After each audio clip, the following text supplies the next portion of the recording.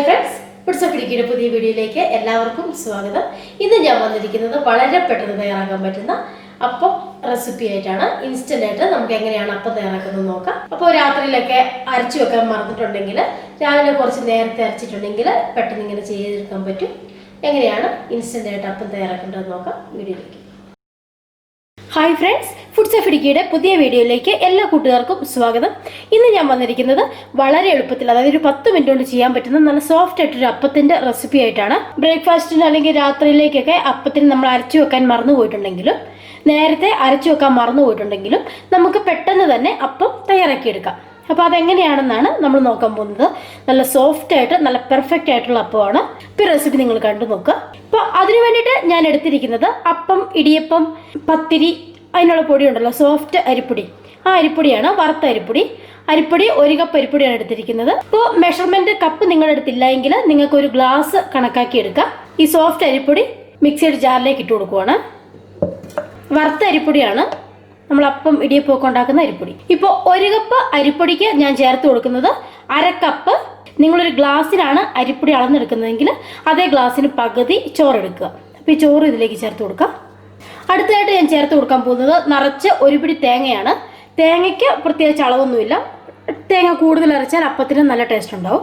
ഇതിലേക്ക് ഞാനൊരു 1/2 table spoon പഞ്ചസാര ചേർത്ത് കൊടുക്കുന്നുണ്ട്. പഞ്ചസാര ചേർത്ത് കൊടുക്കണമെന്ന് നിർബന്ധമില്ല, നിങ്ങൾക്ക് ഇഷ്ടമുണ്ടെങ്കിൽ മാത്രം പഞ്ചസാര ചേർത്ത് കൊടുത്താൽ മതി. അടുത്തതായിട്ട് ഇതിലേക്ക് ഒഴിച്ചു കൊടുക്കേണ്ടത് ചൂടുവെള്ളമാണ്. അതായത് ഇളം ചൂടുവെള്ളം, നല്ല ചൂടുവെള്ളം ഒഴിക്കരുത്. നല്ല ചൂടുവെള്ളം ഒഴിച്ചിട്ടുണ്ടെങ്കിൽ ഈസ്റ്റ് നമുക്ക് ആക്റ്റീവായി കിട്ടത്തില്ല. അതുപോലെ നല്ല പച്ചവെള്ളം ഒഴിക്കരുത്, കാരണം നമുക്കിത് പെട്ടെന്ന് പുളിച്ച് കിട്ടേണ്ട മാവാണ്. അപ്പോൾ ഇളം ചൂടുവെള്ളം, നമുക്കിതുപോലെ തൊടാൻ പറ്റുന്ന ഒരു ചൂടുവെള്ളമാണ്. ഈ അരിപ്പൊടിയുടെ താഴെയായിട്ടാണ് വെള്ളം ഒഴിച്ചു കൊടുക്കേണ്ടത്.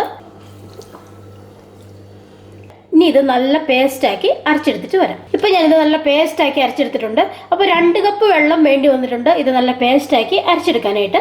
ഇനി ഇതിലേക്ക് ഞാൻ ചേർത്ത് കൊടുക്കാൻ പോകുന്നത് വളരെ കുറച്ച് ആക്റ്റീവ് ഡ്രൈ ഈസ്റ്റ്.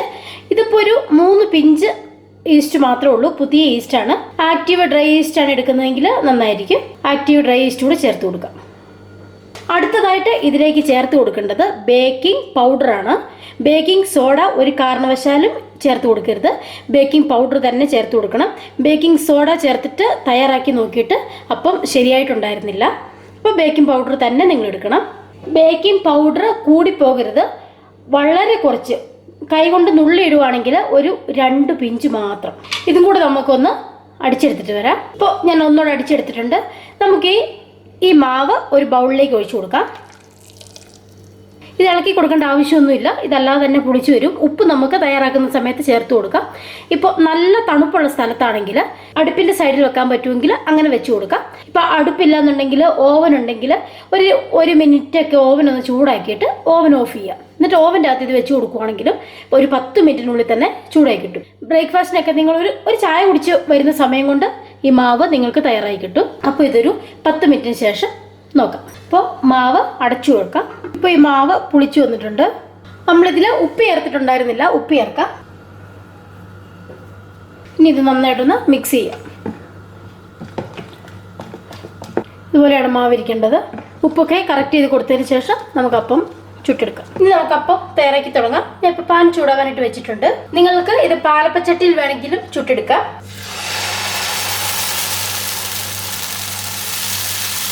കുറച്ചെഴുതി മാവാണ് ഒഴിച്ചു കൊടുത്തിരിക്കുന്നത്.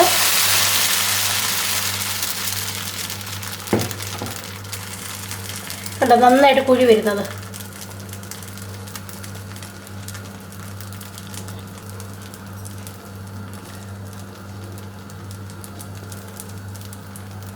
പെട്ടെന്ന് തയ്യാറാക്കാൻ പറ്റുന്ന നല്ല സോഫ്റ്റ് ആയിട്ടുള്ള അപ്പമാണ്.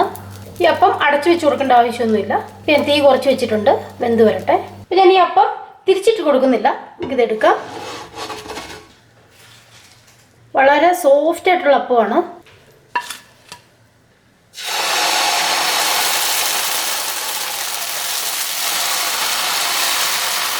മാവ് ഒഴിച്ചു കൊടുക്കുമ്പോൾ ഈ തവയ്ക്ക് നല്ല ചൂടുണ്ടാവണം. അപ്പോൾ ഇതുപോലെ നിറച്ച് കുഴികൾ പെട്ടെന്ന് വരിക. നിങ്ങൾക്ക് പാലപ്പമായിട്ട് ചുട്ടെടുക്കാനാണ് ഇഷ്ടമെങ്കിൽ അങ്ങനെ ചെയ്തെടുക്കാം.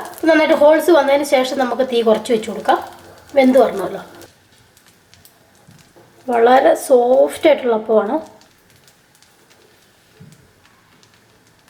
ഇതുപോലെ ഞാൻ ഈ അപ്പം ഫുള്ളായിട്ട് ചുട്ടെടുക്കാൻ പോവുകയാണ്. നിങ്ങൾക്ക് എല്ലാവർക്കും ഈ സിമ്പിളായിട്ട് ഇൻസ്റ്റന്റ് ആയിട്ട് അപ്പം ഉണ്ടാക്കുന്ന റെസിപ്പി ഇഷ്ടമായെന്ന് കരുതുന്നു. ഇഷ്ടമായെങ്കിൽ ഒന്ന് ലൈക്ക് ചെയ്യുക, ഷെയർ ചെയ്യുക, ചാനൽ ഒന്ന് സബ്സ്ക്രൈബ് ചെയ്യുക. ഈ അപ്പത്തിന് കറിയായിട്ട് ഞാനിവിടെ തയ്യാറാക്കിയിരിക്കുന്നത് അടിപൊളി ടേസ്റ്റുള്ള വെജ് കുറുമയാണ്. ഈ കുറുമയുടെ റെസിപ്പി നിങ്ങൾ കണ്ടിട്ടുണ്ടെന്ന് വിചാരിക്കുന്നു. ഈ വീഡിയോയുടെ ഡിസ്ക്രിപ്ഷനിലും ഞാൻ ലിങ്ക് കൊടുക്കാം. കാണാത്തവരൊക്കെ ഒന്ന് കണ്ട് കമന്റ് ബോക്സിൽ കൂടി അഭിപ്രായം അറിയിക്കുക. മറ്റൊരു കിടിലൻ റെസിപ്പിയുമായിട്ട് അടുത്ത ദിവസം വരാം. Take care, by.